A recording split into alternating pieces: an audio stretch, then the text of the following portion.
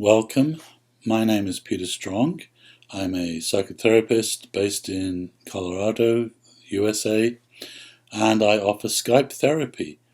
This is a new and very exciting way to offer psychotherapy using Skype for the treatment of anxiety and depression and other emotional problems without using the clinical treatment-based methods that are so common, and such as medication. So medications are sometimes called for, but usually don't really treat the underlying condition. Medications simply mask symptoms, but they don't really treat the underlying anxiety or depression or other form of emotional suffering. So to do that, we need to work on the mind using some form of psychotherapy or training, basically, psychological training, to address those underlying habitual formations that cause anxiety and depression. So in my experience over the years now, I find that people really like the Skype therapy approach because it's clearly more convenient for you, but it's also less clinical. I find that the clinical approach is actually counterproductive in many cases because it tends to make people feel more like a victim, like going to a medical doctor for treatment for a medical condition. It tends to promote a certain helplessness that's not going to be very useful when you're working with anxiety or depression. You really need to feel more empowered and develop your inner strength to work with these emotions. And that's the focus of Skype therapy. Now, what is Skype therapy? Well, it's simply delivering psychotherapy via Skype, but usually this non-clinical approach that I'm talking about now, the particular kind of psychotherapy that I offer via Skype is called mindfulness therapy, and this uses these very well tested and effective mindfulness-based methods for working with those psychological habits that cause your anxiety or depression. So mindfulness is about developing a very conscious and non-reactive relationship with your emotions instead of trying to get rid of them or trying to avoid them or distract yourself away from your anxiety or depression or fear. So basically, if you develop a conscious relationship with your emotions, they will heal much faster than if you try to avoid them. And in some ways, medication is simply another form of avoidance. It's not really developing that conscious relationship with the mind. That is what is absolutely essential for healing. So, if you suffer from anxiety or depression, then the way that we approach this is to turn our conscious awareness towards those emotions, towards those thoughts, towards the inner fear that is usually behind emotional suffering, and we form a conscious and friendly relationship with them. So mindfulness has this quality of friendliness. It is not simply awareness. It is conscious awareness combined with a welcoming, open, kind quality of mind. That's very important for healing. Most of the inner fear that we experience remains locked up. It remains frozen because we tend to run away from it. we tend to isolate it and abandon that emotional suffering. But that's the last thing that we should be doing, because what fear most needs is that quality of mind that is fearless, and that is the mind that is mindful. Mindfulness is fearlessness. It is choosing to be conscious and friendly and compassionate towards that fear. When you bring that quality of loving consciousness to fear, that promotes healing in a very effective way. So during our sessions together, I will show you exactly how to go about doing this. I will teach you how to work with your emotions using mindfulness meditation to meditate on those emotions, so that you can develop this new internal relationship that promotes healing. And this approach is very effective. Most people see substantial improvements after the first few sessions when they start applying mindfulness for working with emotions.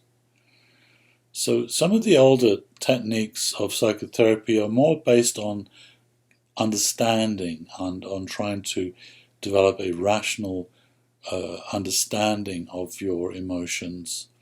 But in my experience, that's seldom enough to heal the emotions.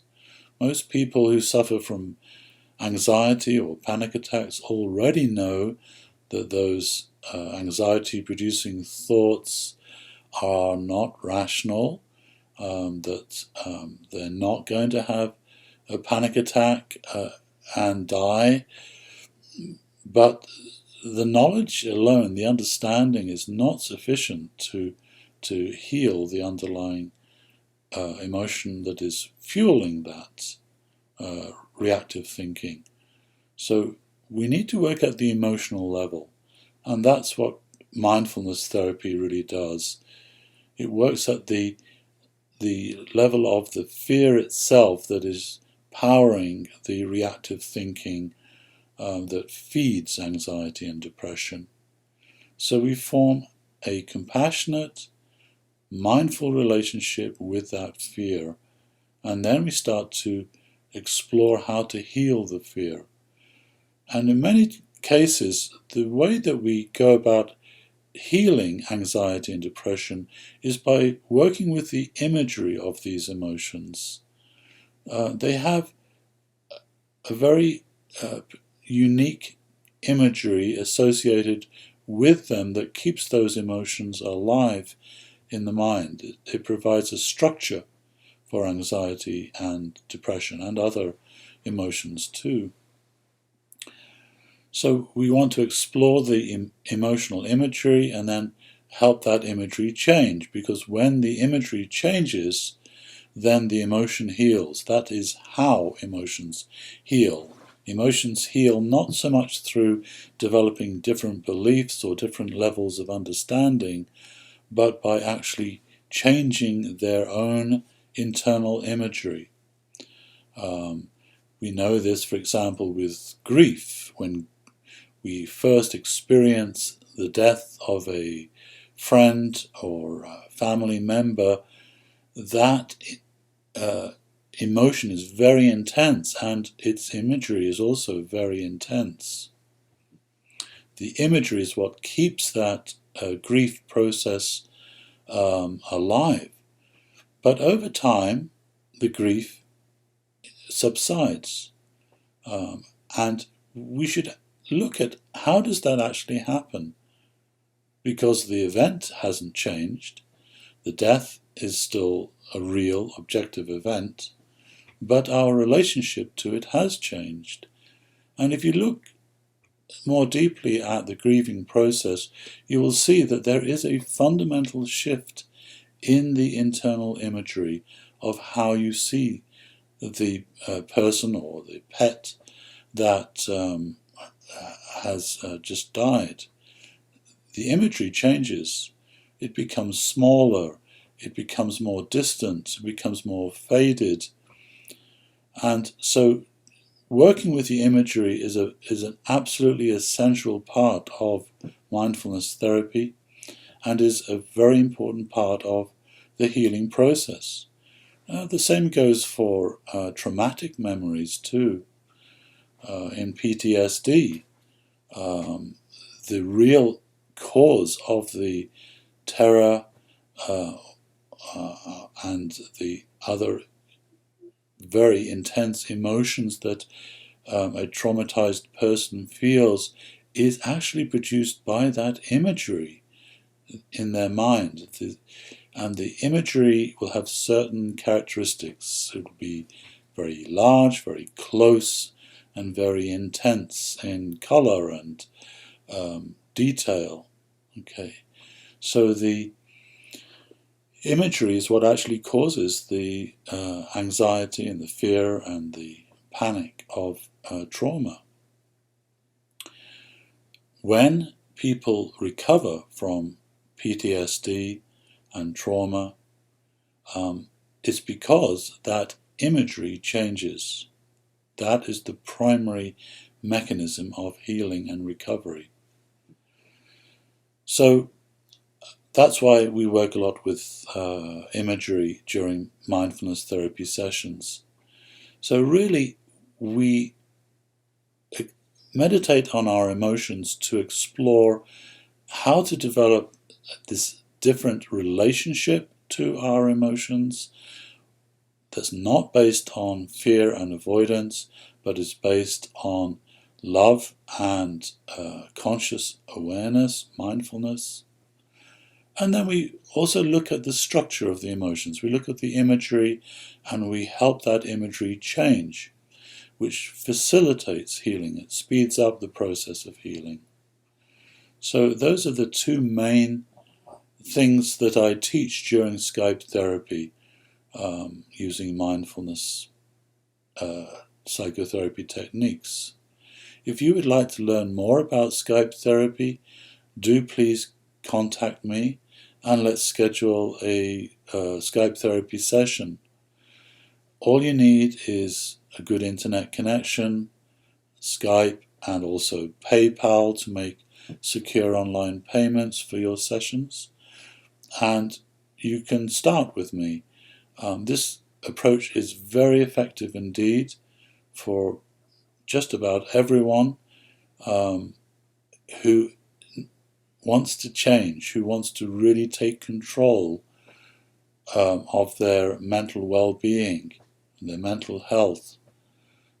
This needs to more consciousness from you, rather than medications or treatment protocols that don't really empower you to help you learn how to manage your mind more effectively.